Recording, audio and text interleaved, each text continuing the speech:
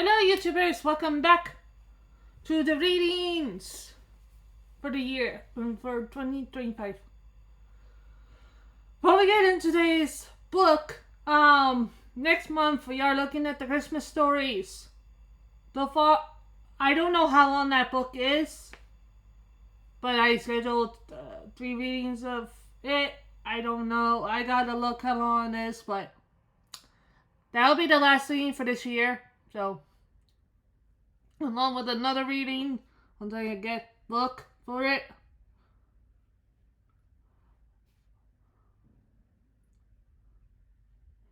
But it is what it is, guys. So today we're looking at another chapter book. It's Mickey's Mysteries. Mystery of the Secret Treasure.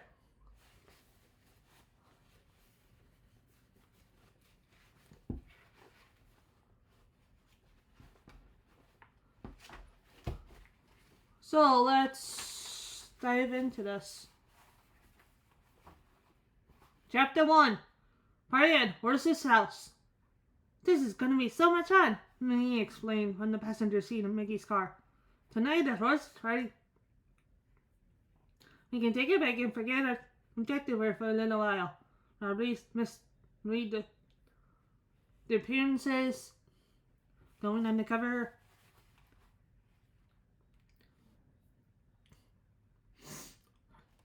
Mickey grinned at his friend as he made his way through the rush hour traffic. You're telling me you're part of an exciting lifestyle? Mickey asked in disbelief. We could always turn our detective industry into a quiet little antique shop if you want to. Uh-oh.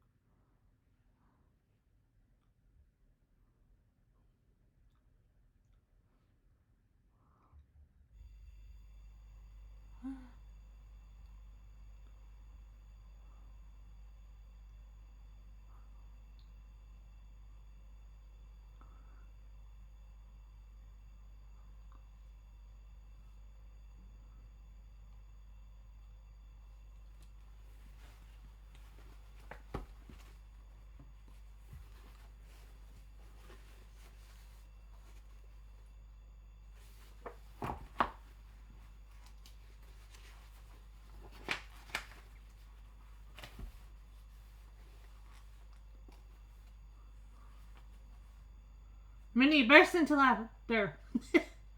Did you hear that, Clarabelle? Minnie turned around to face her friend in the back seat. Can you believe what I had to put up with? Clarabelle gave a faint half smile. What's the matter? Minnie asked. I'm going to party. You should be excited. Clarabelle sighed. Oh, Minnie, I know. She said, just as I had some bad news. A few years ago, I took a loan from the bank so I could buy my house. Today, I got a letter from the bank saying I have to pay back the outstanding debt in 2 weeks. I don't think I can do it. I'm worried that the bank's going to take my house away.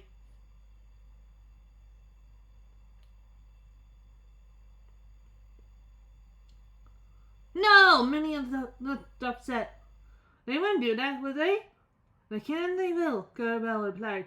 If I don't pay off my debt, the house will legally belong to the bank. Mickey glanced at Clarabelle in the rear mirror. Are you sure you don't have enough money to make the payment? He asked. Yes, pretty sure. Clarabelle said, nodding.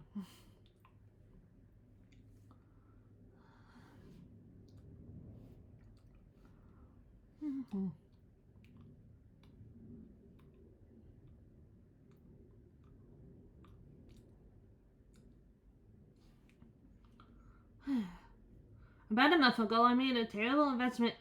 What a mistake. I lost so much money. I sighed heavily.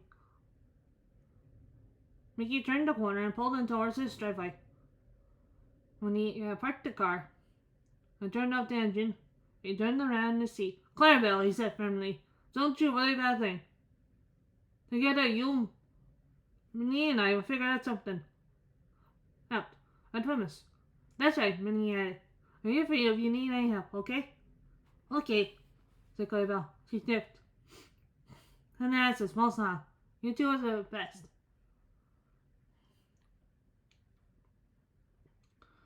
The three of them got out of the car and walked up the path to the front door. They could overhear the noise and the party inside. Horses or colors parties were always a blast. And Clarabelle loved to dance.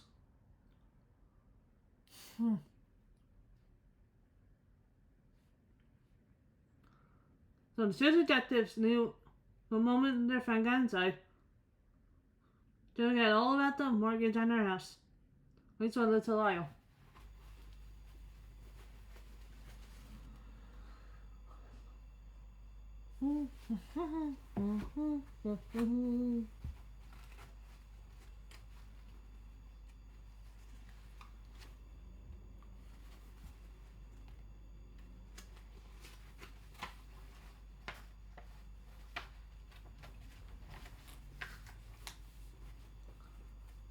And they were right. Within minutes of their arrival, Clarabelle was cutting loose on the dance floor.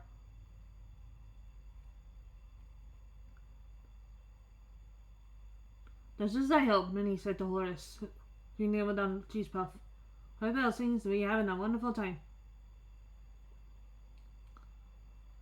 That's right, said Horace. Except I sure wish she was dancing with somebody other than Professor Slick.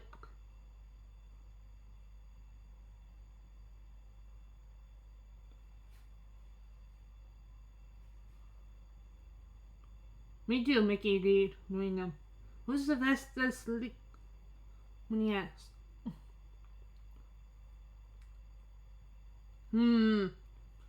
Horace replied. I guess I haven't introduced you to him. The second he saw Clarabelle tonight, he went up and asked her to dance. And from then on, Horace headed off glumly, shaking his head. And realizing he hadn't answered Minnie's question, he added, I haven't known him none. I met him a few months ago at a party, and seemed nice enough at the time. Actually, he was the one who suggested I have this party, and wanted to meet my friends. But now I think I made a big mistake. Horace gazed wistfully at Clarabelle. There's just something about him. Oh, ho, ho, ho, ho, ho, ho, ho, ho.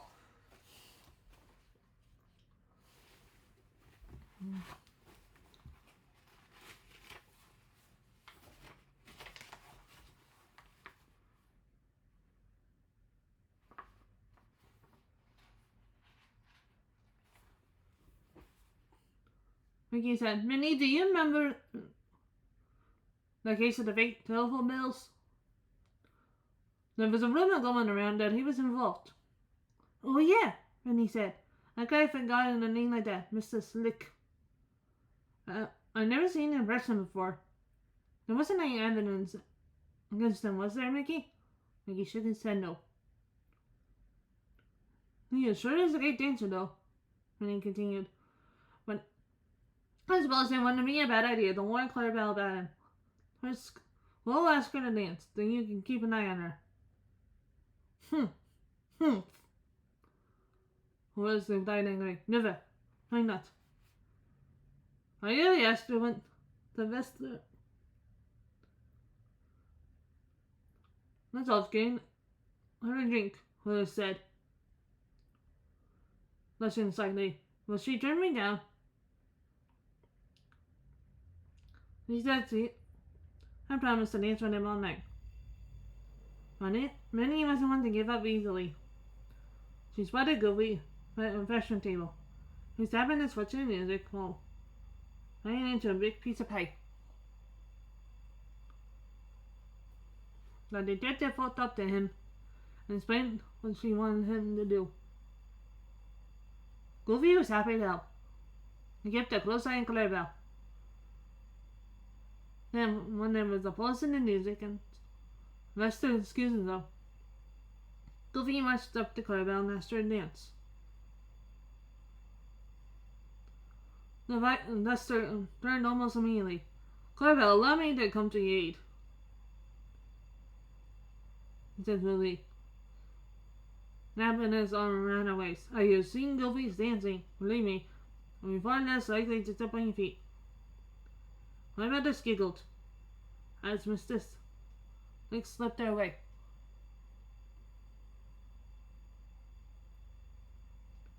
Unbelievable, Goofy complained to Minnie a little later as they danced together.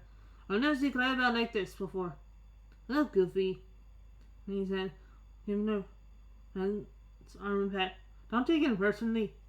She had a lot of my lately. Well, she doesn't look worried. Goofy was right. Clarabelle is possibly being she danced with Mr. Slick. Meantime, you're right. It seems like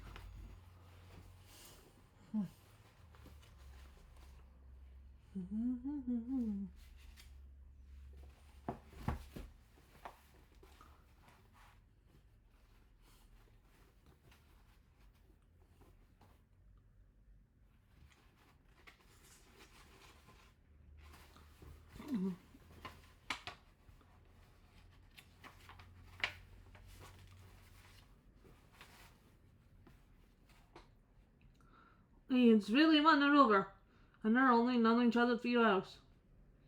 Went fast, my friend, but she doesn't seem like herself tonight. Ouch! And he kept dancing as he nipped a little. Right, I've never been much of a dancer, Goofy said bashfully. So what is it that's troubling Clarabelle? Can we do something? It's your house. She has to repay her mortgage. Well, she can't do it in time. She might lose her home, answered the investigator. She lowered her voice. I'll explain it to y'all later.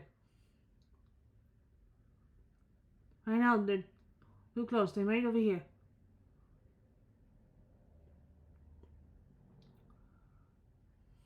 The rest of the evening was pretty much the same.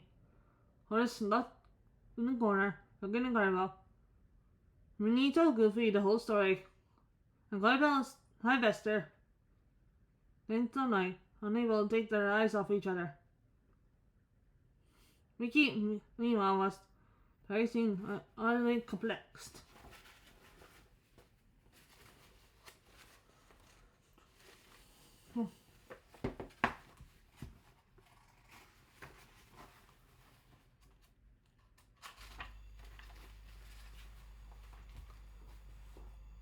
Chapter 2, Strange Behavior. I saw Scarlet the next morning feeling very sad. The party had been a total disaster, at least to him. He had danced with Clarabelle once. He hadn't even thought to her, really. And when she saw Clarabelle leaving by Mr. Slick, Horace was so disappointed that he hid in the kitchen, so he wouldn't have to say goodbye. Now he felt awful for being rude.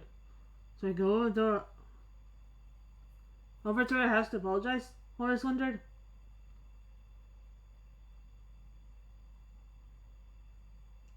No, maybe it'd be better to write him a note. Show up an affectionate letter to fix it. Everything, he decided.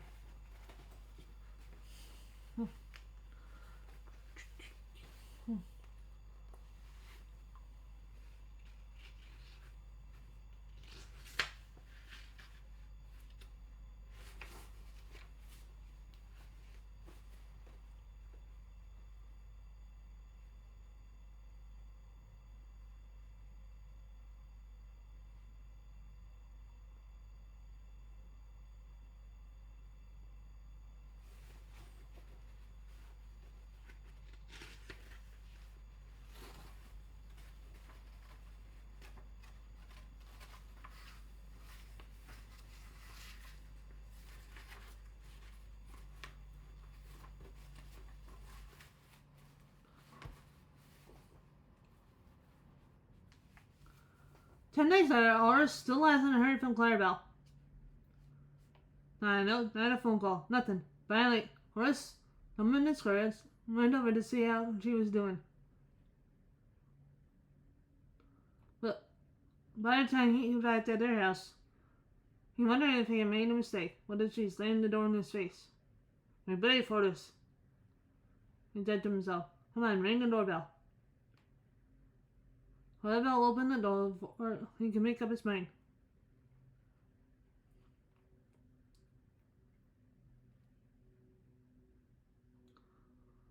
"Oh, it's you."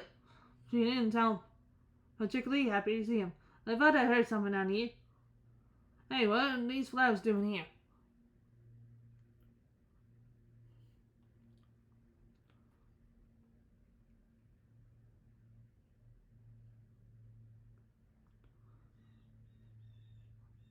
Only then did Horace notice the beautiful bunch of red roses sitting just inside the Clarabelle's front door.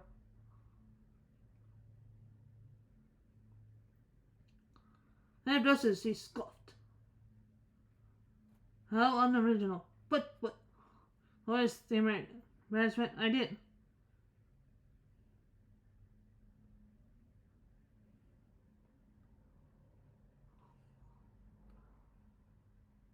Clarabelle wasn't listening.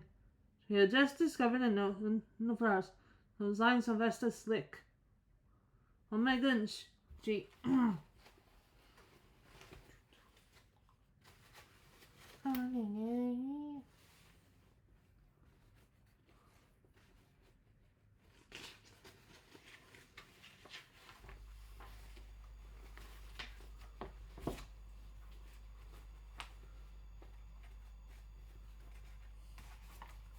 cried happily, running into the house to find a vase. Horace stepped into the living room. Clarabelle returned from the kitchen and placed the flowers in the vase carefully. "I should have known these were from Vesta," she said. "He's always on magic. Listen to this message. It's just for you, my beautiful flower. Hoping we will spend the rest of our lives together." "Why, beside, isn't he wonderful?" she asked genially. Horace didn't reply. "There's no way I'll ever impress Clarabelle now," he thought, leaving miserable.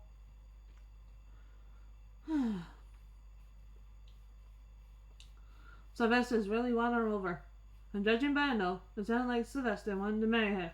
What a disaster. And Sylvester was as big as a crook, and Mickey said he was.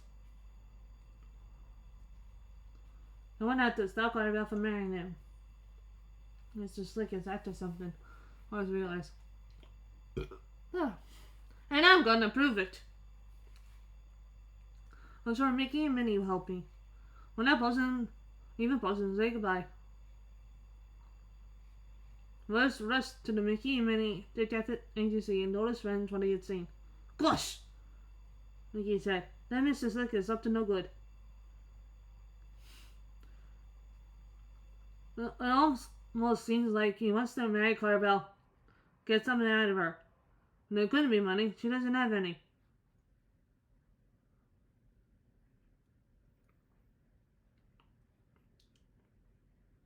"Maybe Sylvester doesn't know that," Minnie suggested. She grabbed her coat. "I'm going to see Clarabelle. Maybe I can talk some sense into her about my Sylvester.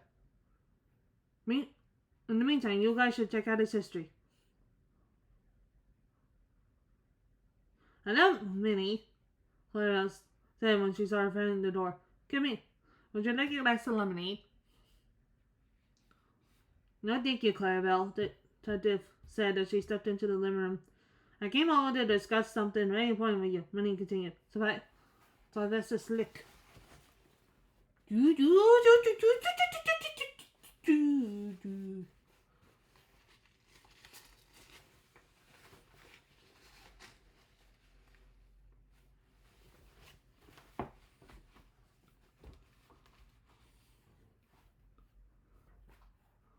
"What do you want to tell me about my fiance?" Clarabelle asked, patting her eyelashes. The giggle when Minnie's mouth dropped open and shut. "That's right, we're thinking about getting married soon." I know, interrupted the concerned detective. And this is a very big deal. You shouldn't just rush into it. But it was love at first sight, Clarabelle protested. You only know him for 10 days, Minnie reminded her. Oh, somebody's right. Ah!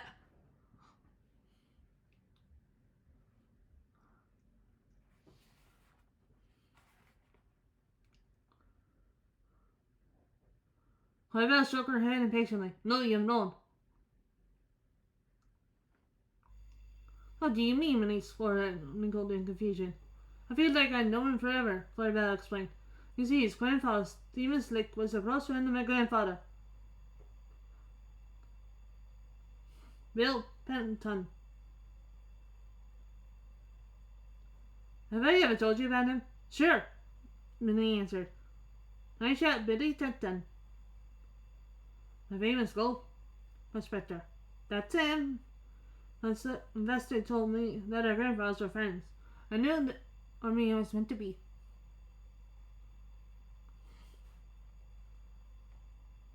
So there's no need to wash off on myself. Now, I don't need to show you away by Sylvester. You hear any man, and you're giving me a great idea. I'll look around the attic for my puzzle things today. Sylvester mentioned that he was interested in doing that.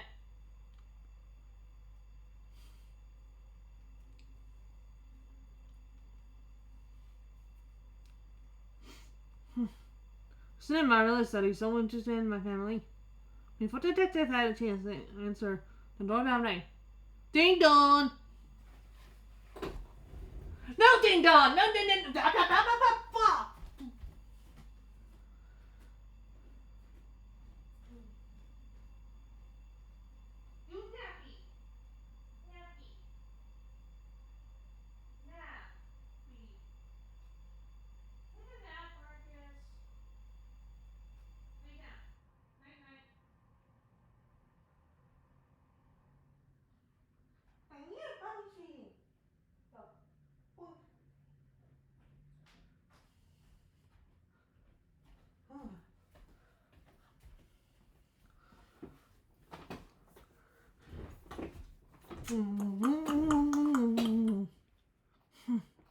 Before the detective had a chance to answer, the doorbell rang.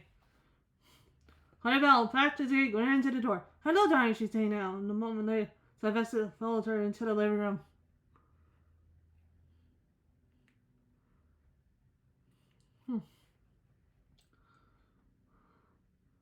They're so busy glazing into one another's eyes. They hardly seemed to notice that Minnie was still sitting on the couch. I guess I ought to go, the detective announced, suddenly grabbing her purse. Goodbye, Minnie. Sylvester's slick side glancing in her direction. Shall we head up to the attic? Yes, Clarabelle.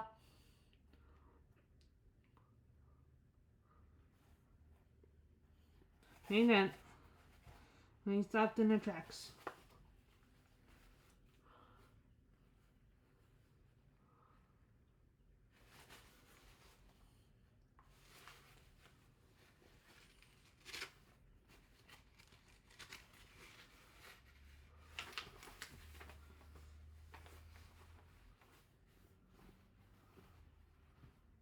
Oh, may I come too, Clarabelle? She asked. I love looking for old things.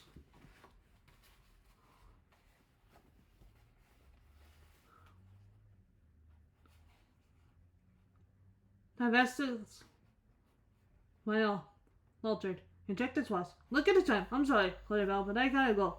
I might late for a important meeting.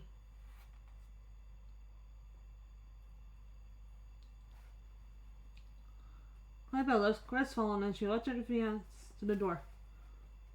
Now, why would he rush off like that? She asked Minnie as soon as Sylvester's car pulled out of the driveway. Did I say something wrong? Maybe he's distressed. Ah, I knew I shouldn't have worn the blue one. Minnie kept quiet.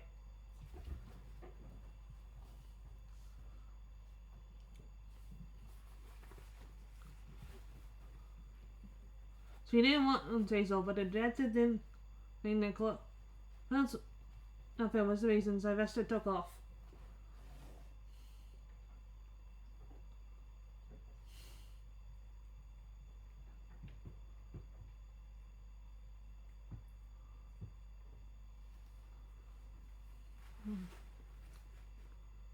His board meeting was covered for someone else, no doubt about it. He didn't want me around when he was searching the attic, the investigator thought. I bet there's something important up there. Something he wants to keep secret.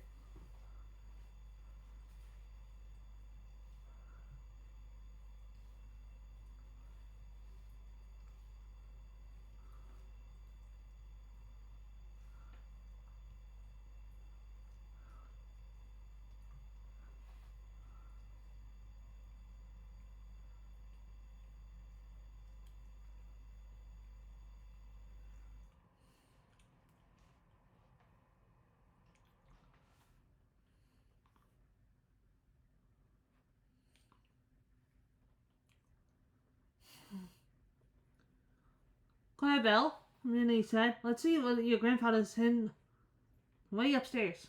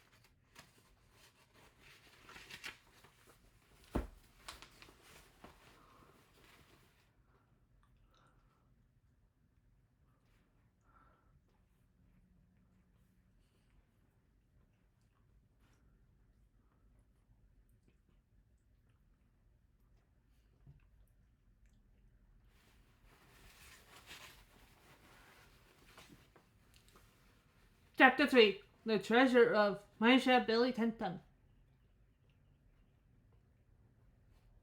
That crook won't get away with it this time. Minnie cried and she burst into the head of agency later that evening.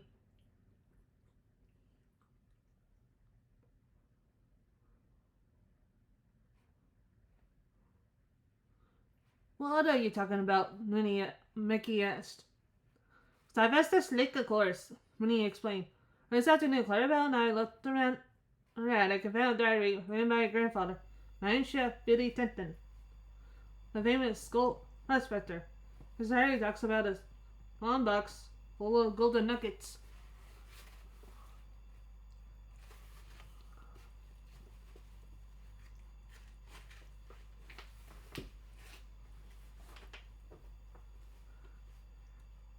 Minnie held the old journal. Clarabelle loaned this to me. Here, take a look.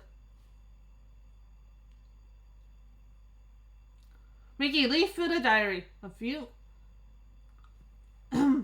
days ago, a new man came to join my team of miners, Mickey read. His name is Steven Slick.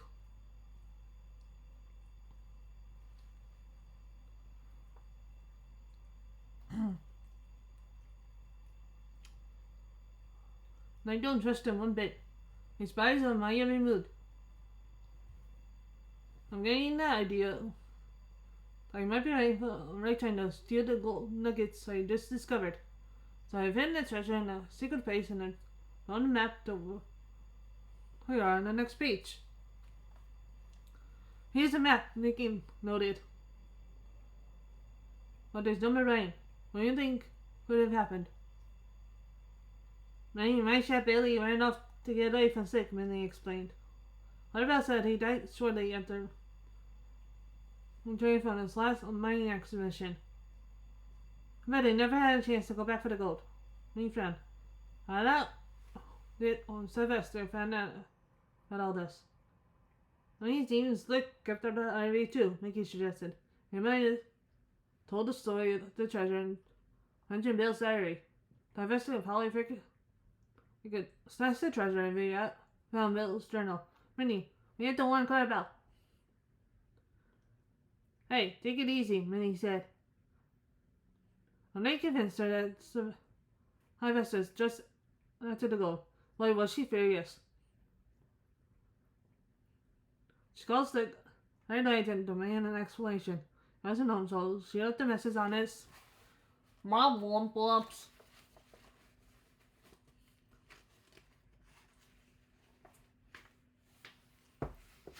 Answering machine. Naturally, he never called back. He didn't even show up for his day with Clarabelle this evening. That was the final proof he was a fraud. Well, all's well that ends well, Mickey concluded. Now we can get back to all other investigations. The detectives had just arrived to work the next morning when the door he was thrown up and Clarabelle stormed through the doorway in tears. What happened? Mickey asked, offering her a seat. In Clarabelle handkerchief.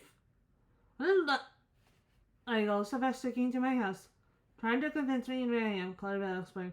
My first was right in his face and told him to leave my house. Well, not good for you.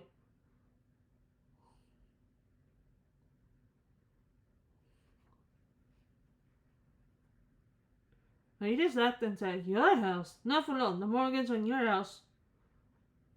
It's been handed over to me. Clarabelle blew her nose down into the handkerchief. Ken.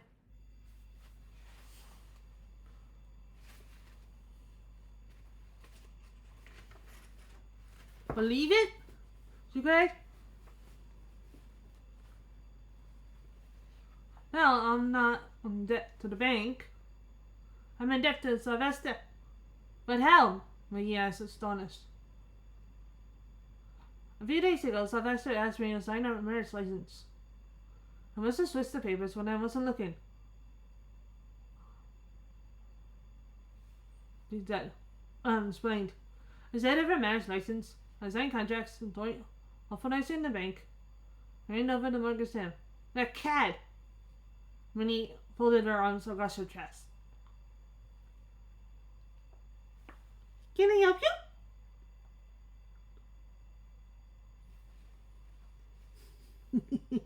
What, you want me to?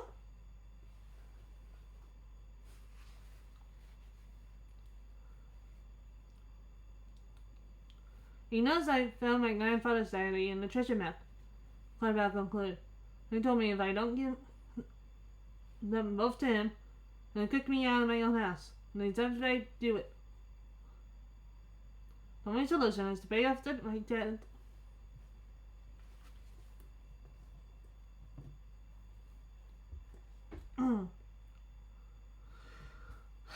By a deadline. And I only have a few days left.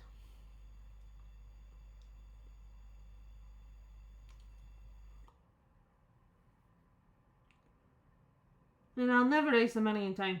Maybe the bank would have given me another month or so. But this never will. What about stopped and burst into tears? Hey guys, have you seen what a beautiful day it is outside? Said a happy voice behind them. They turned and saw Goofy. It's so... He went on and stopped when he saw everyone's serious faces. Hey, what's going on? Goofy asked. Meantime, do you remember when we went at Horace's party I told you about Clarabelle's mortgage? Well, now she doesn't owe money to the bank. She owes it to Sylvester Slick, she explained. And if she doesn't repay her back by the Star State, that's 3 days from today, and Gladys will belong to him. Slick says the only way he'll let Clarabelle stay in the house is if she gives him the map and leaves her the treasure discovered long ago by her grandfather. My chat, Billy Penton.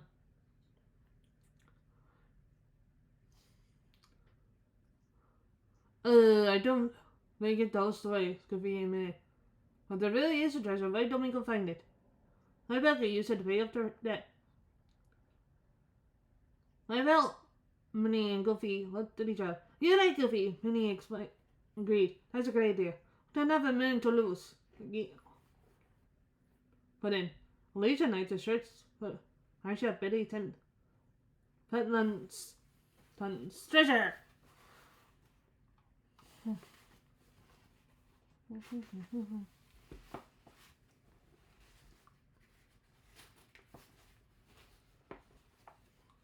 You keep hands on us, Clarabelle, Goofy said. That's right, Goofy, Mickey said gently. It might be better if you stay here. We can't close the agency. It will help us a lot if you look at it while we're gone. Sure thing, Mickey, Goofy said happily. He would prefer to join Mickey in any other adventure. He knew how important it was to keep the agency open. Once the others had left, Goofy leaned back in Mickey's chair. He put his feet up on the desk and folded his hands behind his head. He looked out the open window. His wife was so slick walking down the street. Hey, you blind there! Goofy shouted angrily. He leaned so far over the windowsill and shook his fist at Sylvester. Don't even think you can guard Bet's house so easily. Will Mickey and Minnie find a hidden treasure? Well, Belle will be able to pay off her mortgage, and you won't get anything.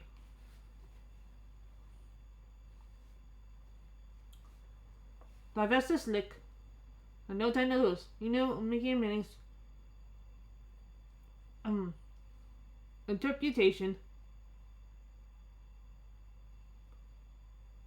reputation as private investigators. They never started anything they couldn't finish. And they decided to find the treasure. They'll get it for sure. Sylvester's only chance was to find and afford it. He did. And to do that, he would need help. Sylvester consulted his hand pilot.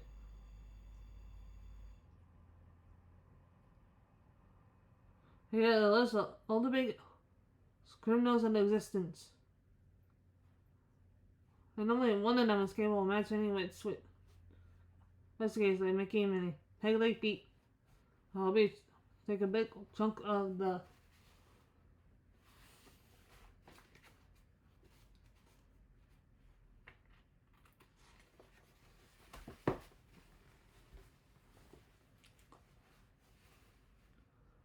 treasure to convince Pete to come along. Sylvester thought. Peg Leg Pete been involved in almost every major crime that happened in the city in the past 10 years. Anyone could have with Mickey and Minnie, he could. Sylvester took out his cell phone and dialed. If we find the golden nuggets, we'll divide them in half, Sylvester offered. Something explained the situation to Peg Leg Pete. Peg Leg Pete laughed so loudly that Sylvester had to hold the phone away from his ear.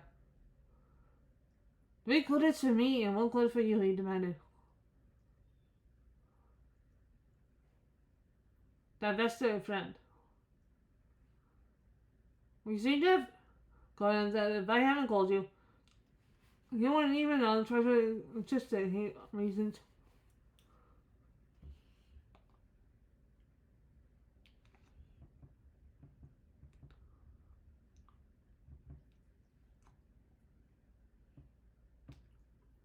Yeah.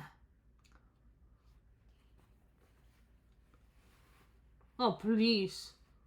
Like Pete groaned. If I've giving you advice on the fake bill scam you're running, you wouldn't be in prison right now, not hunting for treasure. All right, Sylvester said with a sigh. You win. A few hours later, a car slowed to a stop across the street from Mickey and Minnie's detective agency. Slick and Peg Leg Pete are in the watch and wait. They were positive the investigators will leave soon on their hunt for my ship and 8 tons treasure. As the master Pete would follow them. It was almost midnight when the door of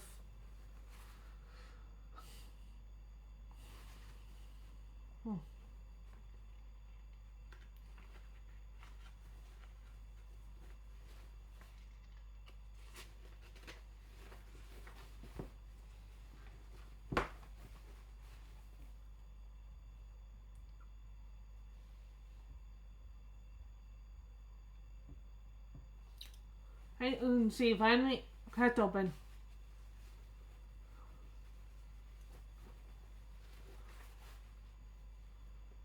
On the car, the 2 villains watched the detectives hold their backpacks, some duffel bags, and knocked off computer into a jeep. As the jeep pulled away, Pete and Sylvester followed slowly, careful not to be seen.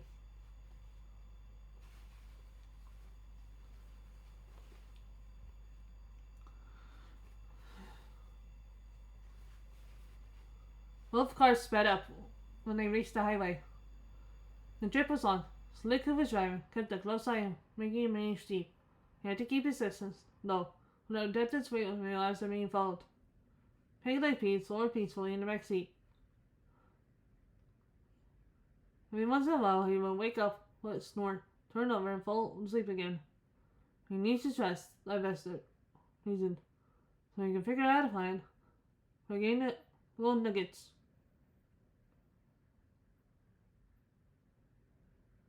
But after driving several hours, Sylvester decided that Pete had rested long enough.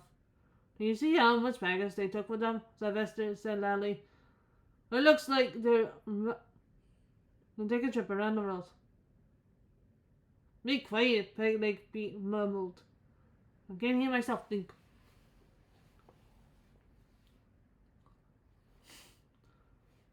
Well, it's all they done anyhow, Sylvester.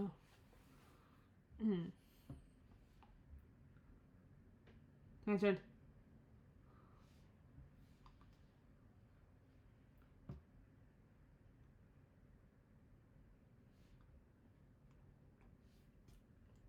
I mean, it's your turn to drive. We decided we would split the work, remember?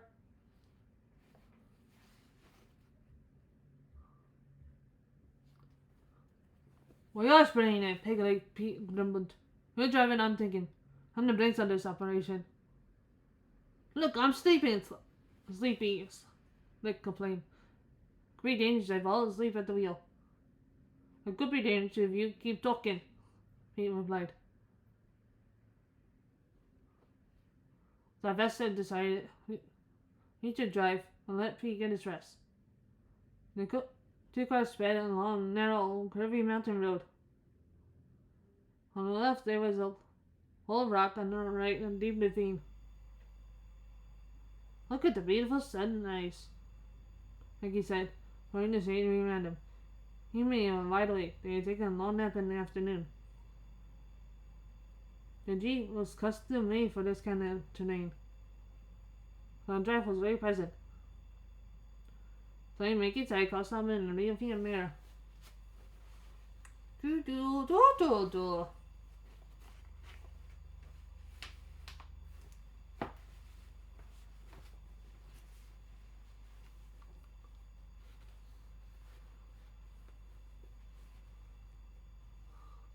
Hey, that car's been behind us for miles, Mickey said slowly. Someone's following us. Let me take a look. When he pulled out her binoculars, she turned in her seat and focused on the driver in the car behind him. As I passed this look, she cried. He's got a friend of ours with him in the backseat. Pig like Pete.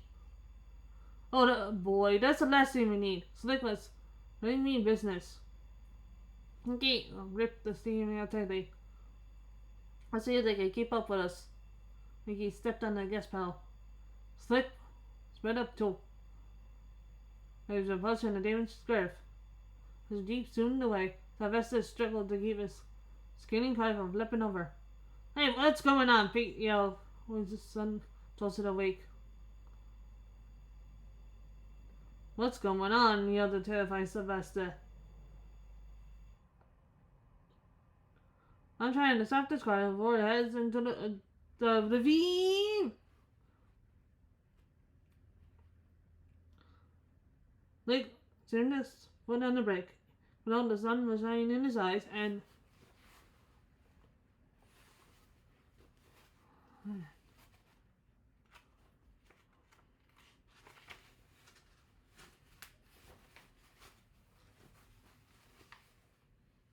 Pete was screaming in his car.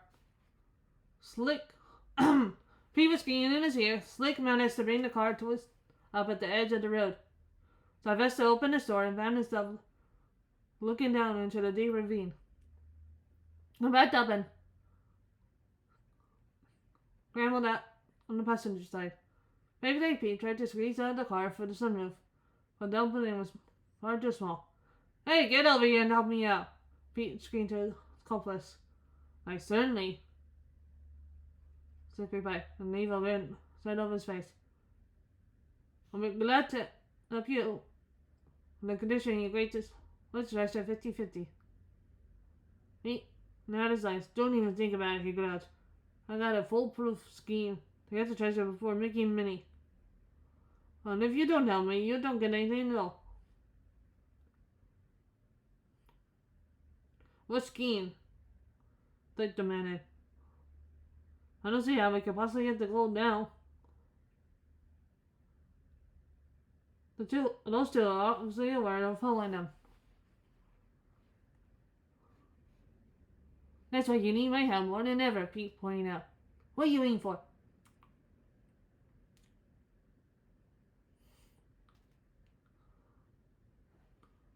Sylvester was hardly convinced that his partner had a brilliant plan. But without Pete, his chances of sneaking treasure were slim. And mind he took as hard as he could to pull his great big accomplice through the car's sunroof. Sylvester crossed the eyebrow. Now what's your plan, he asked. Higgly Pete brushed himself off. I bet Mickey Mouse has put Goofy in charge of the gadget agency while he's off looking for the treasure, he explained. I'm sure he'll call his friend to see if everything's going smoothly and tell Goofy we're being his emergency.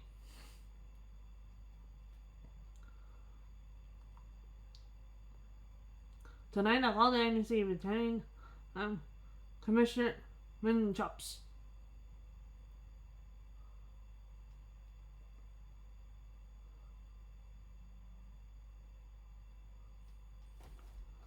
He went on.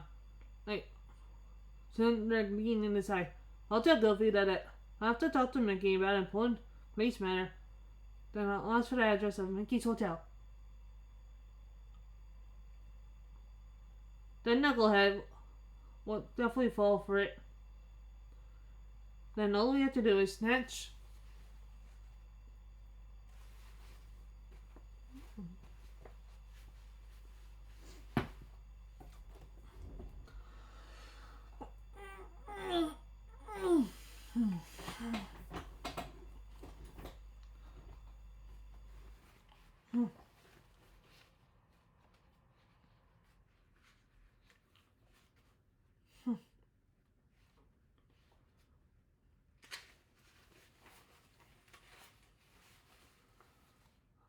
I shall Billy Tendon's map and wide his eyebrows. What do you think? Brilliant, right? Sylvester's front. Well, first we have to find a telephone. What do you think I am? An idiot? Pete shouted. I got a cell phone. Oh, close, Pete. Sylvester rolled his eyes. Where is it? In the glove box of the car. That's what I figured.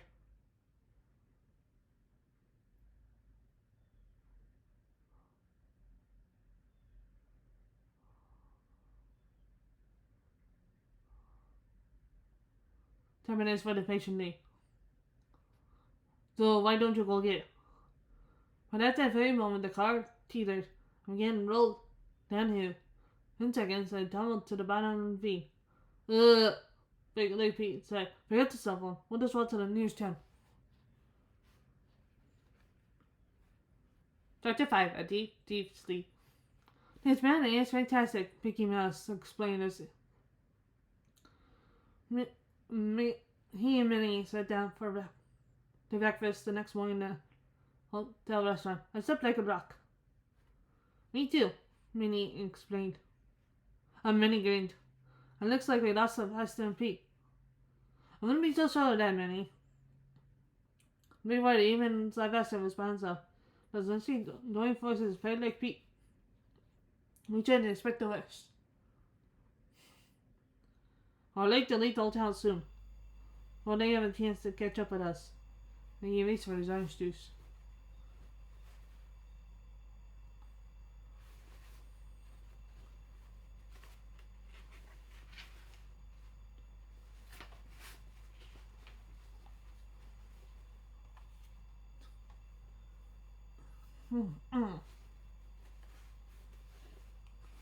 Well, how are they going to do that if they don't even have the map? Besides, even if they did come by these parts, they'll never find us. The GPS safe in the garage, and we asked the hotel manager not to give information about us for any reason.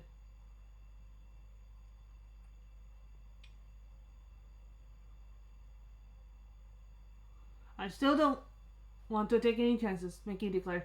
Well, let's piece of toast, and then let's go. At the garage, before getting into the Jeep, Mickey checked once more to make sure everything was in place. Telephone, computer, compass. Oh, calm down, Minnie said with a sigh. We double checked everything important. We left, remember? We have everything we need. I know, but it's better to be safe than sorry. Mickey reasoned. We can't afford to lose precious time when they're traveling. Hey, where's the map, by the way? Don't worry, it's like you might check your pocket. Many gas. Oh no. So let's at the partner. Mickey, you know I don't like practical jokes. Give me the map. Mickey shook his head. I don't have it, he said seriously.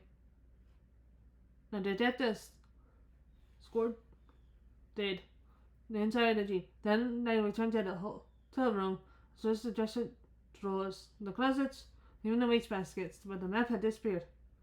But they could Pete's plans worked perfectly. Goofy fell right into the trap when the crook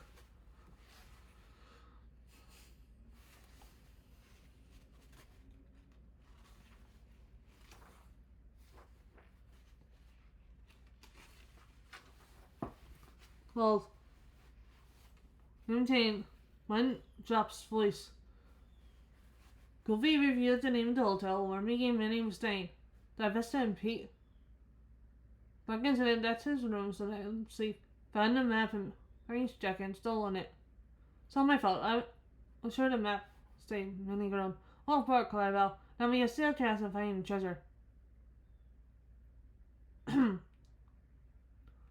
Well, things might not be that bad, Mickey corrected her with a smile.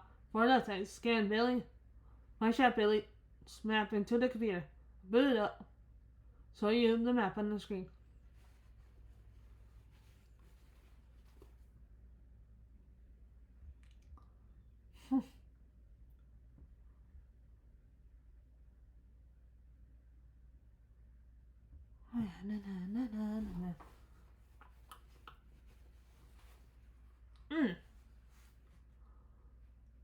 Mickey, you really wanted to make me dinner. Mickey smiled sadly. Come on, Minnie. Let's get a move on, he said. We already lost a lot of time. Moments later, the Jeep was on the road and they were speeding along enjoying the beautiful drive.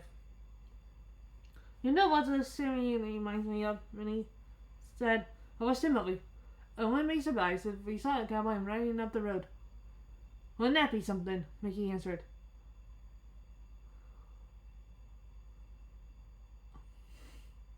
Then he glanced behind him and frowned. Well, I don't see a cowboy on horseback, but I do see two police officers on motorcycles. Two police officers? When he twisted and seemed to look. The officers flying them with their powerful motorcycles. On them and Mickey to pull over. Mickey pulled onto the shoulder.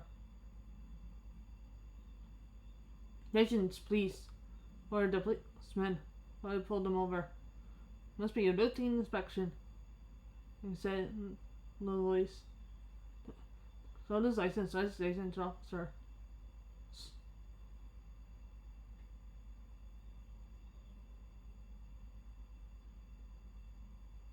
Everything seems to be in order, the police officer said, handing papers back to the detective. But you have all us at the police station, so we can check on a few things. What for? He asked. This Jeep has been foreign stolen. The dun dun dun dun dun dun. Whoop whoop. Explained.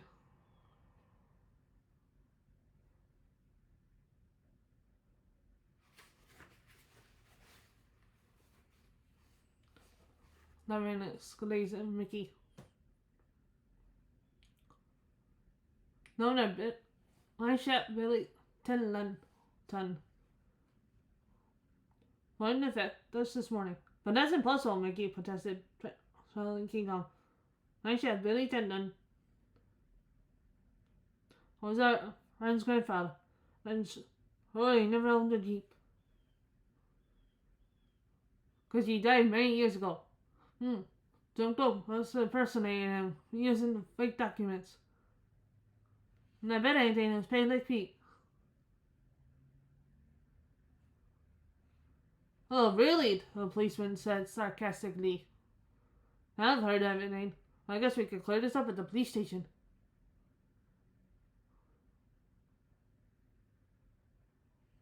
A quick phone call to one chaps will clear everything up. Mickey is certain the investigators once they had reached the tent. Even though Mickey and Minnie's detective agency was well known in the city, nobody in the sleepy tent and high in the mountains had ever heard of the investigators. They confirmed we're telling the truth. Here's the number. It's 555 Mutt.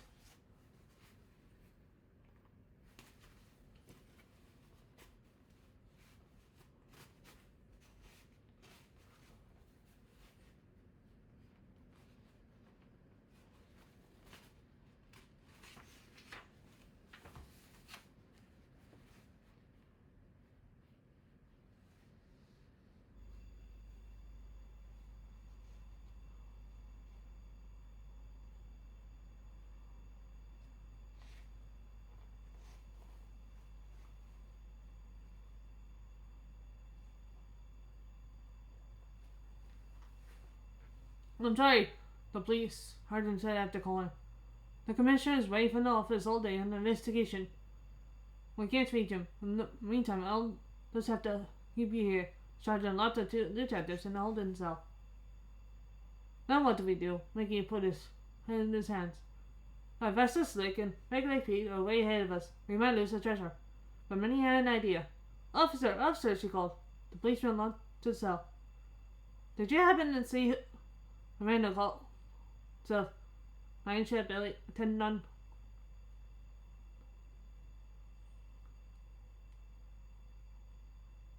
It's alright, said the police officer. I was here with the sergeant when Brendan done or theft. There's a way to prove what Sweeney should have Minnie explained. All you have to do is look for your mug shots. That way, you'll see there's a person calling himself my chef Billy Tinlton. So the clock I was telling you about. The officer pulled out the mugshot album, flipped through it. Oh my goodness, he cried. His eyes fell on the photo of Peg Leg Pete. That's him. That's the man whose idea was Bill Tinlton. The policeman apologized to the investigators as they unlocked their cell. He handed them the keys to their car. I thought they wouldn't let us out for ages, Mickey Mouse explained as he started the chief's engine. Good thing you had that clever idea. But now we have to make up for lost time. Those should be I have to find the treasure by now. Well, they're still going over this feeling, Angel. Last thing we need is another stop at the police station.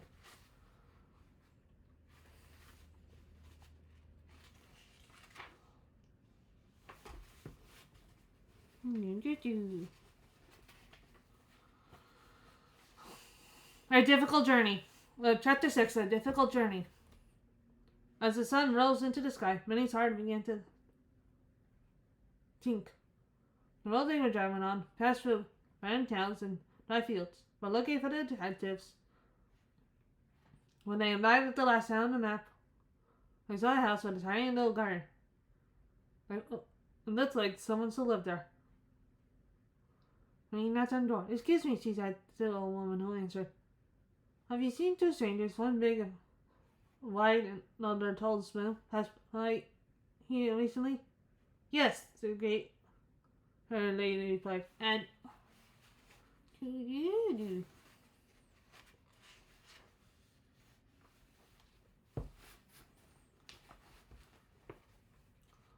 They seem to be in a hurry.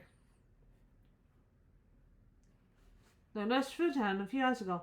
If you want to catch up with them, you better catch an airplane.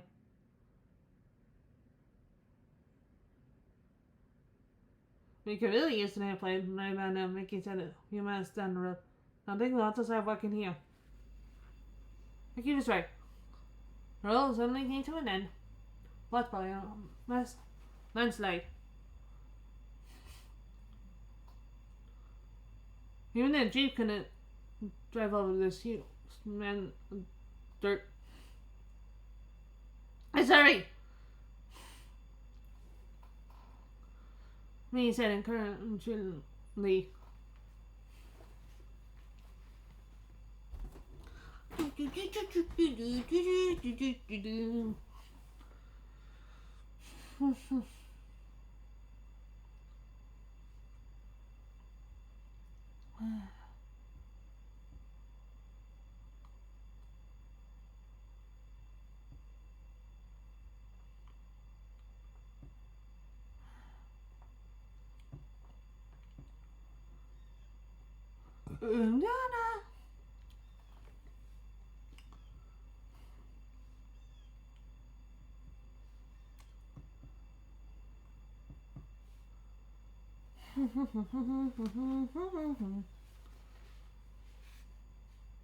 I sorry, Manny said encouragingly. Look, no car can handle this, so they must be on foot too. We still have a chance to get the treasure for them.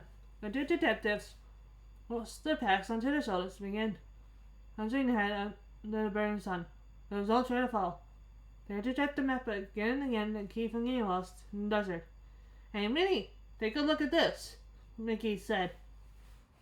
It seems like they can't fly this way. As if he was the leftovers of a picnic. Racing napkins, empty containers, and cans were scattered on the ground. Not only are they criminals, they fume, they're litterbugs.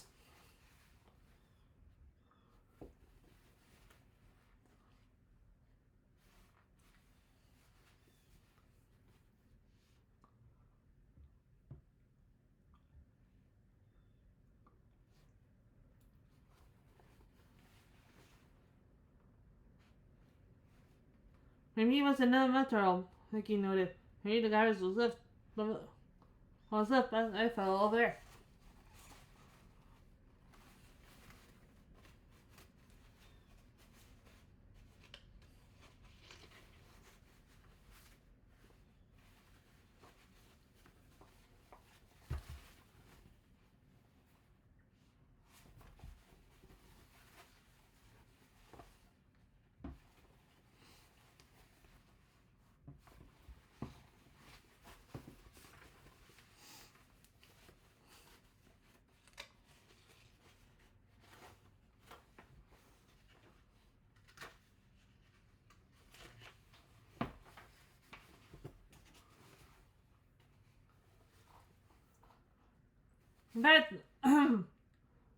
Not 100 yards away, a man was walking slowly, eyes glued to the ground. The investigators approached him.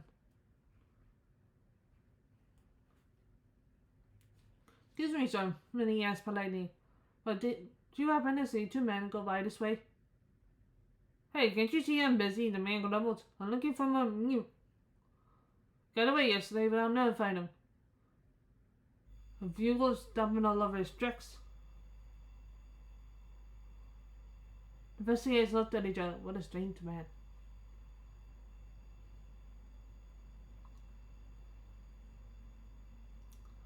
Lisa, it's very important. Mickey's clear with a friendly smile.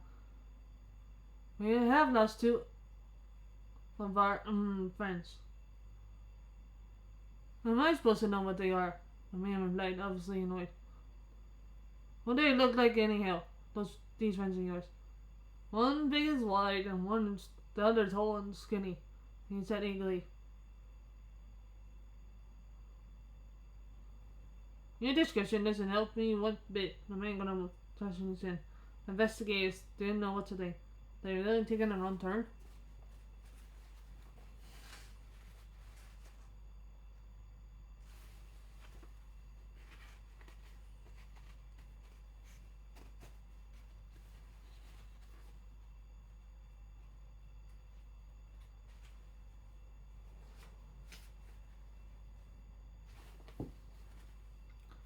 Mickey turned to Minnie. Maybe it's better we backtrack, he suggested. I figured it out. What have we got mixed up? Oh, wait a minute, the older man said. Suddenly, I did see those two you're looking for. If you help me find my mule, I'll loan them to you. No, Rufus, you'll catch up with them in no time. It's a deal, Mickey said. He shook the man's head. The three followed the mule's tracks in the sand. For half an hour had passed, they discovered Rufus sleeping in the shade of the cliff. After taking the man, Mickey helped me onto the mule, and they were on their way again. Chapter 7. The Trap.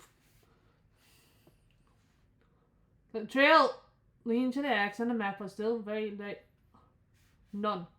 And the sun was very, very hot.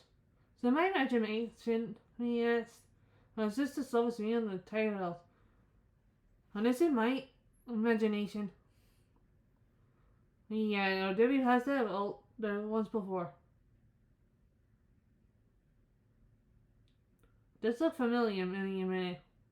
Suddenly, Rufus took off like a shot. He tried straight through, breaking the rocks.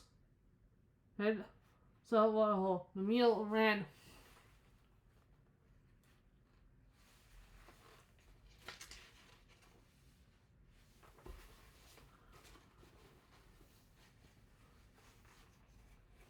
Forward, patient to plunge his nose into it.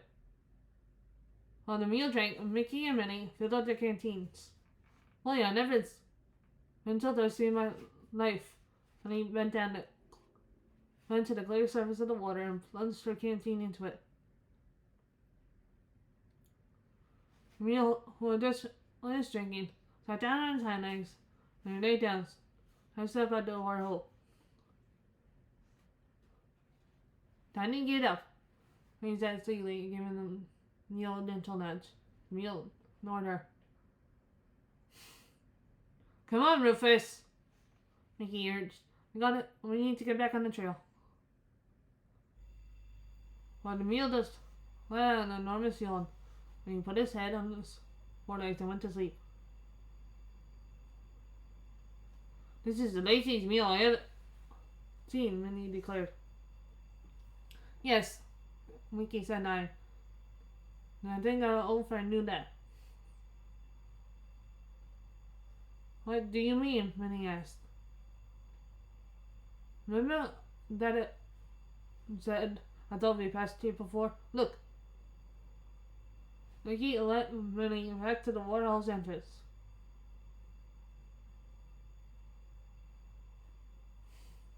There are two sets of mule tracks here. They're identical. Two sets of tracks from one mule. We've been going around in circles. Minnie looked confused. There might have been no large hole before. But you can't see the hole from the road. Mickey replied. A minute to the spot one day they passed by before. Sure.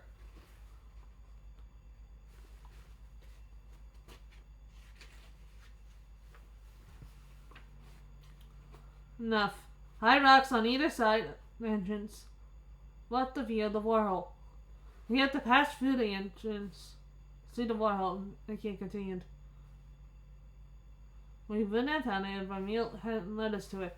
I think that Rufus knew the water was there all along. He just tried to for a drink when he got thirsty. Are you saying the old man knew that the mule would lead us away from the treasure? He sounded shocked.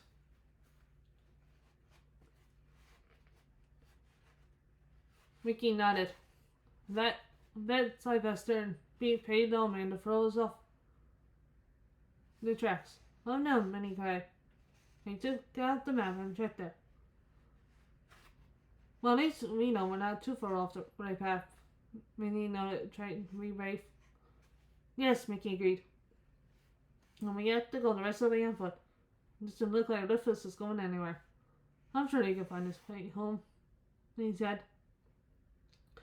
The detective stuck to the trail in silence in order to stay damaging.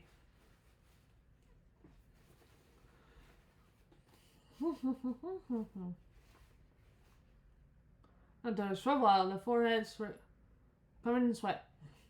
I mean, once in a while they stopped to consult the map, and they would begin again, slowly. Finally, they saw a high battery of huge rocks far off. Mickey looked at the map one more time and his eyes lit up. Well, here, according to my Chef Billy Tendon's map, the treasure should find those rocks. Over here. Well, I've been caught up to with Payback Pete and Slick. He pointing out. Besides, I'm too exhausted to climb those rocks. You won't have to, Mickey assured her. The map shows a cave that cuts through the base of these rocks. I'd say we find. It says we'll find the entrance way between two boulders shaped like bears. Now let's see. Where could those bears be? He scanned the rock face with a sharp eye. There, she said it. Pointing a finger. I found us.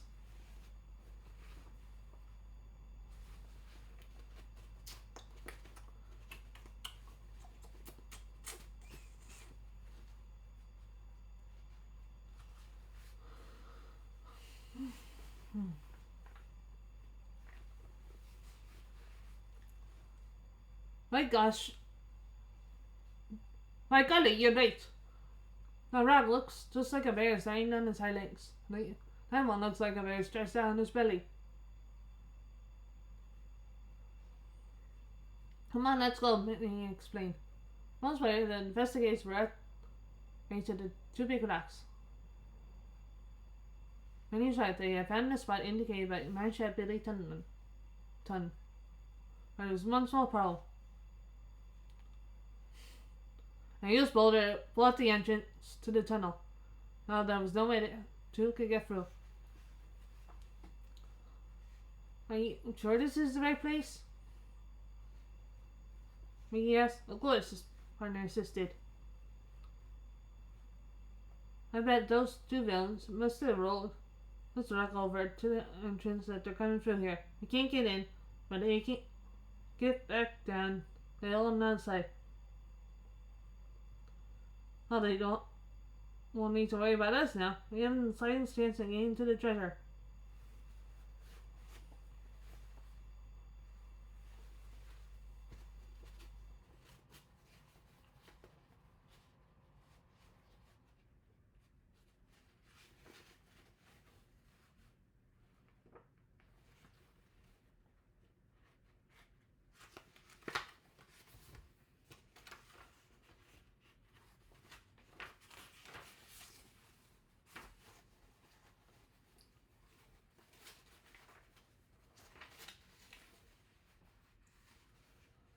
Chapter 8.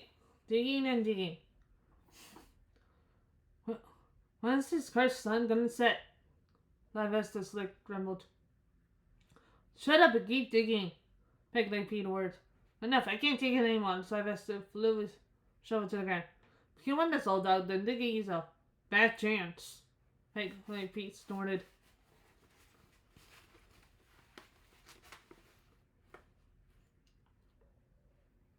I'm standing guard, he pointed out. We wouldn't want Mickey and Minnie to surprise us before we dig up the gold nuggets. Now, would we?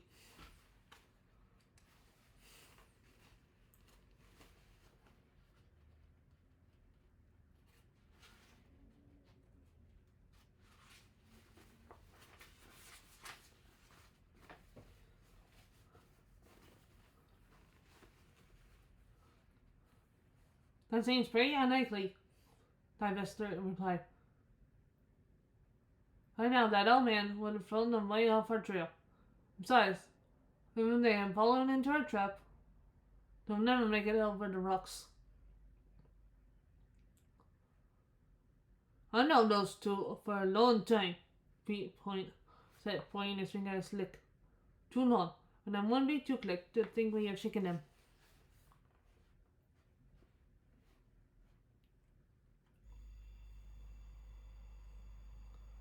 The man under his breath, Slick snatched up the shovel and began digging again. Why don't you check one more time to see if this is really the right place, he suggested to Pegleg Pete. I have no intention of breaking my back just to find dirt, and more dirt. If you stop babbling, you wouldn't get so tired.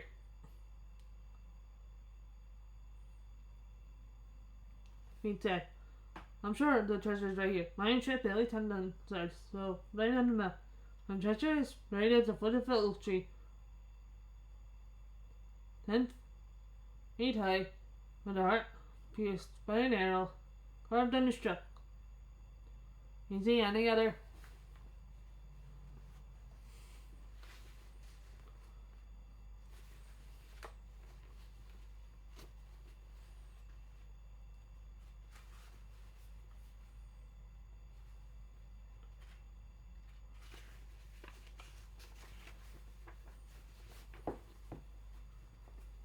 Ten-foot high on these parts. He concluded. Sylvester strut. I'm so tired I can hardly see anything. And I'm going to say this one more time. He put out. Jake, I'm getting tired of doing all this gardening for you.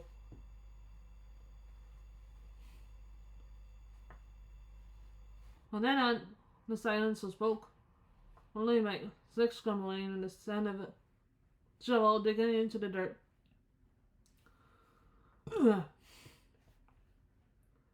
Every now and then, Peggy Pete yelled for his compost to hurry up. Suddenly, Sylvester's voice echoed way down inside the large depot. Pete, come look! This, I think I found it. Peggy Pete approached. Rubbing his hands greedily. There, standing at the bottom of the hole, nearly 10 feet down, Sylvester done triumphantly vanished from no coin. I must be near the treasure. Idiot! He shouted. We're looking for gold nuggets, not coins. Mate, Bill Clinton, and something besides gold nuggets, Sylvester suggested. I mean, look at that thing. He snarled. He dangerously over the gambling pit. Be careful, Sylvester warned him. If you fall in, you won't be able to get out of here. You have to tie it up around your tweet. Higgly Pete lost his balance. As he flung his arms and plummeted headlong to the bottom of the pit. He sat up and brushed the dirt from his hair. What are you looking at? He growled at Sylvester. Give me that coin and keep digging inward. He snatched the coin and came to his feet. Maybe you're right. He added, having the coin. This does seem like a really ancient. But looking at it more closely, Pete realized that this discovery was not what it seemed. You blockhead! He yelled a button. That's what this is. No pun. You better find my chef Billy's treasure and fast if you want your portion. Just a button to the ground. What are you trying to say? Sylvester wailed. We had agreement.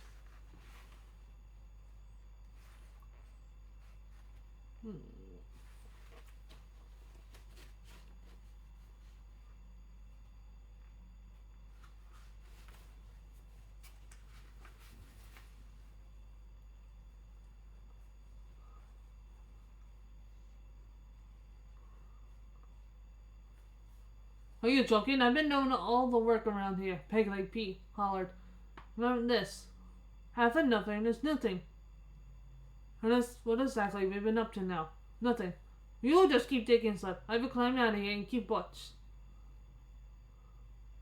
But the grip could only lift his green ass off the ground. Help you, guide.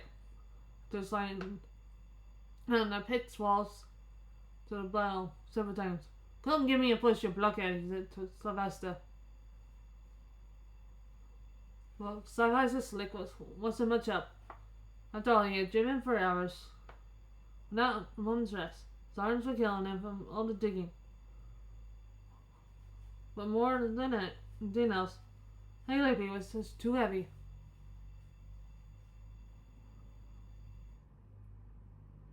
It's impossible, Sylvester.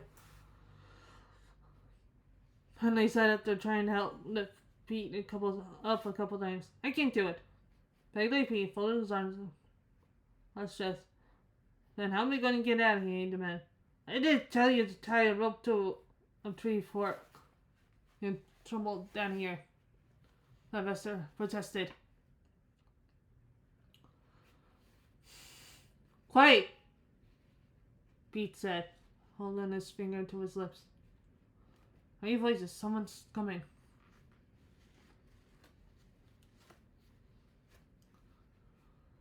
Pegleg Pete wouldn't have known those voices anywhere. They belonged to Mickey and Minnie. Doing Sylvester whispered. Oh, there's no need to worry. Mickey and Minnie will never leave without us. There.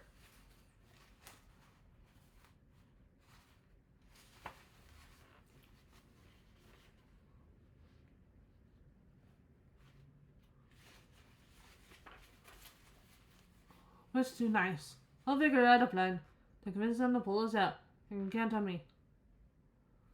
Sick was reluctant to trust Pete, but as usual, he had no choice.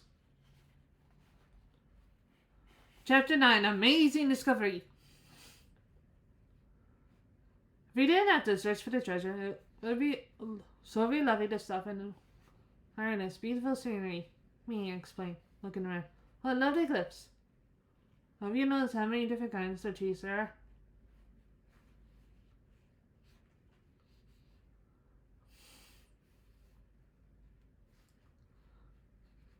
It must be that underground river we discovered that keeps everything so clean down here, Mickey explained.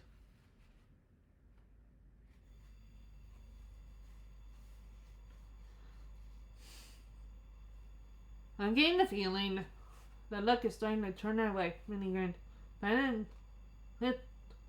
Well, we were climbing the rocks, we went discovered that cave, or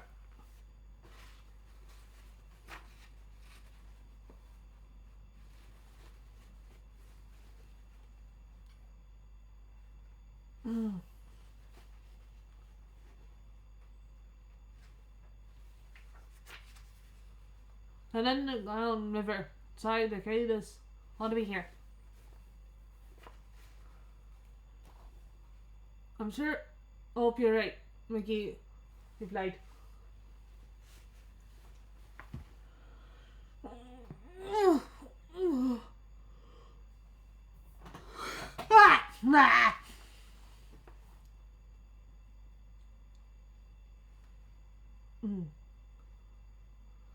Strange. No, looking around here. I don't see Pegleg Pete or Sylvester anywhere. We really are lucky. Pete at the map. Let's see. An oak tree 10 feet tall. Alright. Here's my arrow. Carved on his trunk. Hey, I see one over here. Mickey just grinned. Do you really think that's the tree he asked? Oh, how so yummy. Of course not. Billy Chattenstein. That dog must have been no more than a little sampling. We need to look for my soda tree, won't we?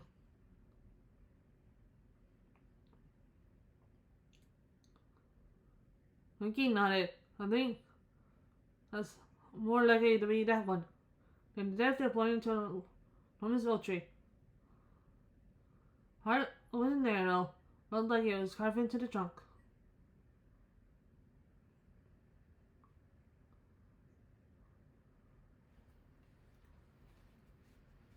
Oh, Mickey, you're brilliant.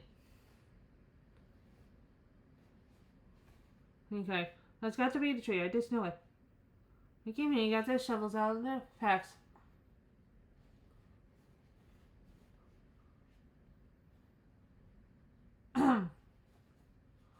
After digging for less than an hour, Mickey's blade hit something solid. It was cornered in the strong box, sticking out through the dirt. Hooray, they held it together. Help, help! They heard someone yell. Surprised, Mickey and Minnie abandoned the strong box for a moment to search for the voices. Watch out for that hole, Mickey warned, pointing to the pit Mr. Doug.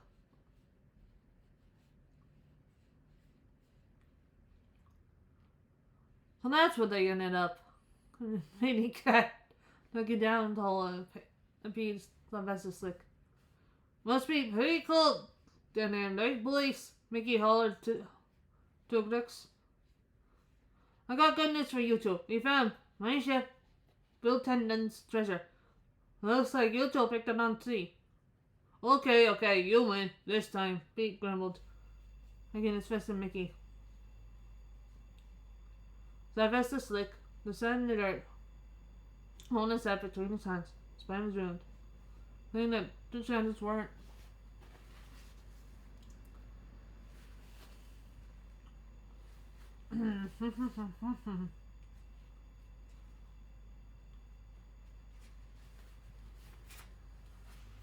Likely to escape the hole.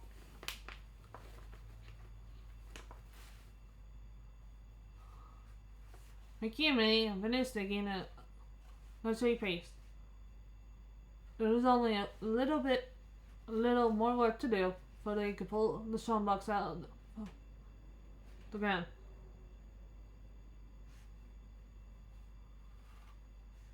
After so many years, the box was a little tarnished, but it was still filled to the brim with priceless gold nuggets. Let's call Clive right away, Minnie suggested, reaching for his cell phone. Should be Phil, we found the treasure. We shouldn't forget about those two down there, Mickey said, pointing to the hole. You think they'd all get out on their own? Minnie asked him. We can't just abandon them here.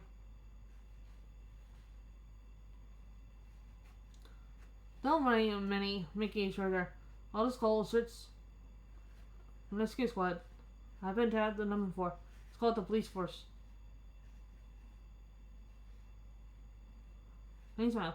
Now that's a great idea. Da-doo-doo-doo.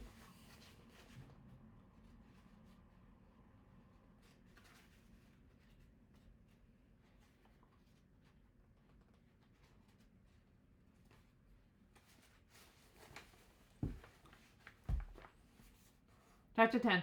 The mortgage is due. Clarabelle had been humming to herself ever since she got the phone call from Mickey and Minnie. She was getting ready for the party she was hosting to celebrate the discovery of treasure. She always had out delicious little sandwiches, potato salad, and lemonade. As she was tasting the fruit salad, there was a knock on the door. They're here, Clarabelle hurried to the door, wiping her hands on her apron. Instead of her friend, she discovered her ex-fiance. Good afternoon, Clarabelle. Sylvester. The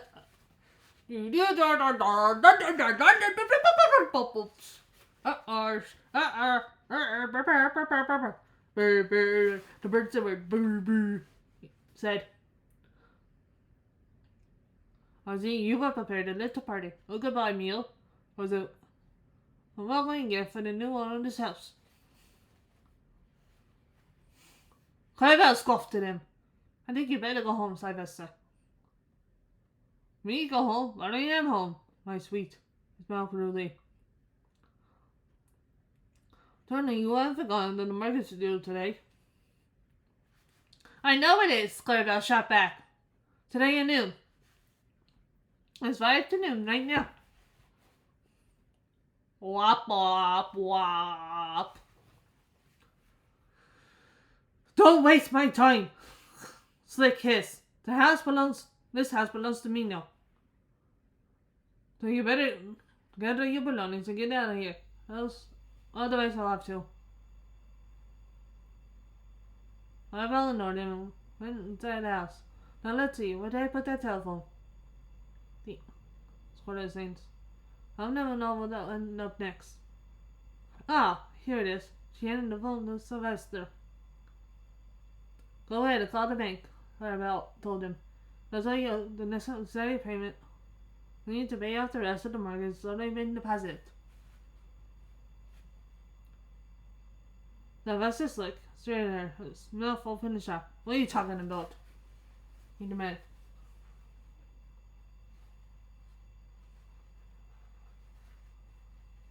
he demanded.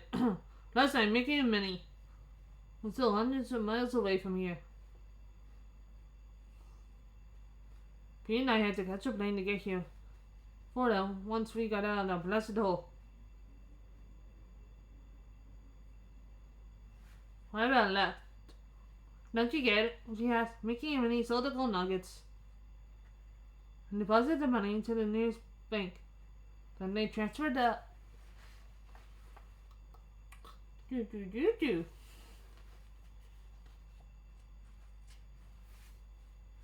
Honey,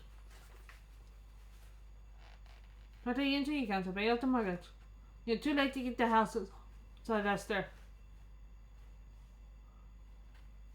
Although you still have plenty of money in the bank.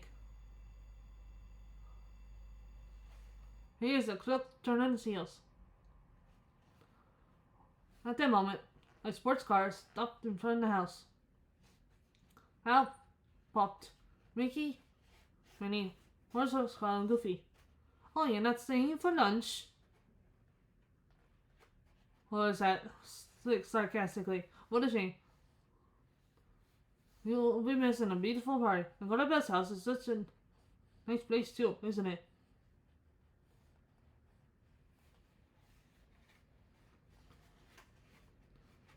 Sylvester just trying to keep walking. We should call the cops, Mickey said once Sylvester was out of earshot. No need. And he said, look. I'm not trying to see that 2 police officers stopped Sylvester at the end of the block. He was going him to their police car. Police told us to put him in jail. And he said, Peggy Pete's there already. Come on, the one horse said. I was not standing around discussing criminals. Let's have a party. Everyone went into the house.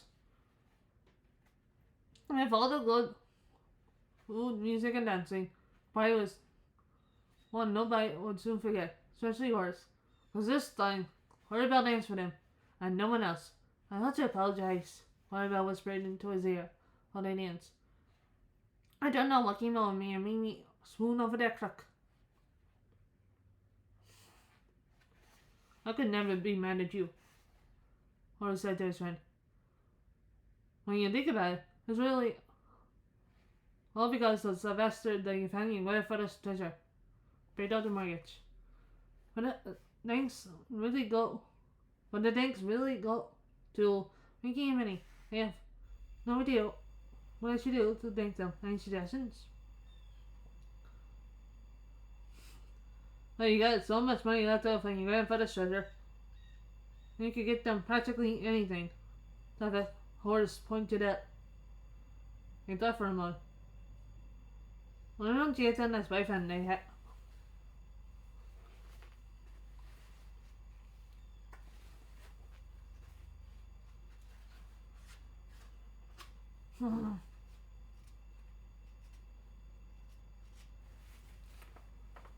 He meant that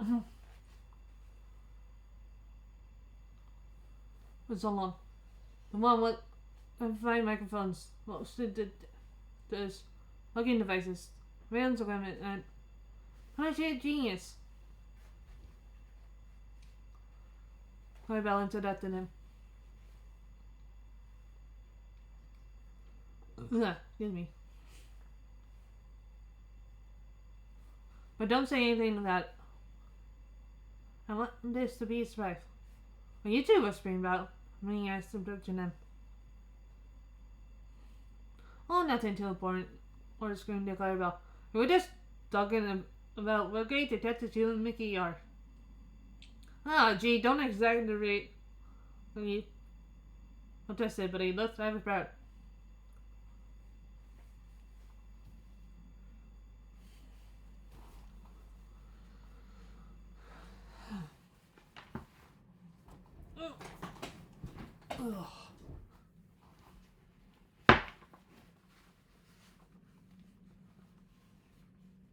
You may be good detectives, Minnie said, but I still have 2 unanswered questions.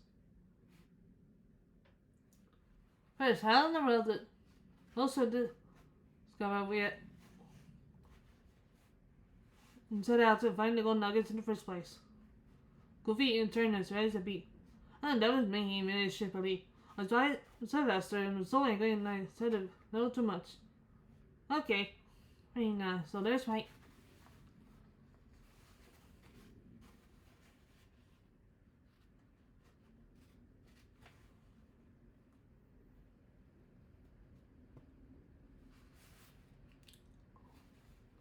Here's my other question.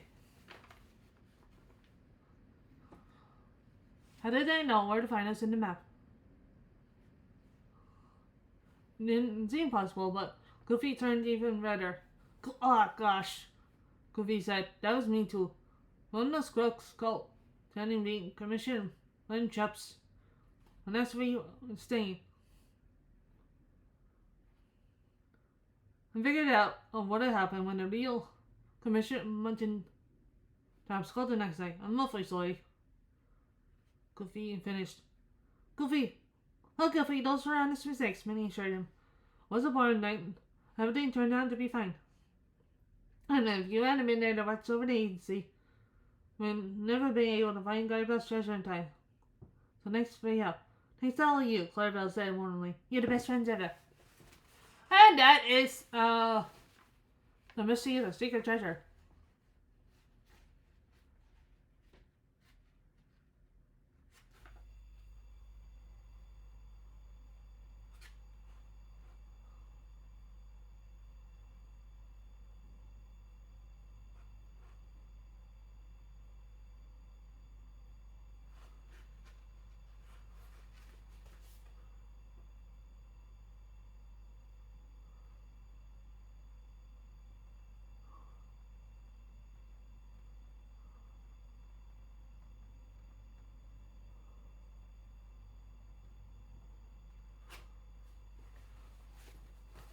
Thank you so much for watching and goodbye.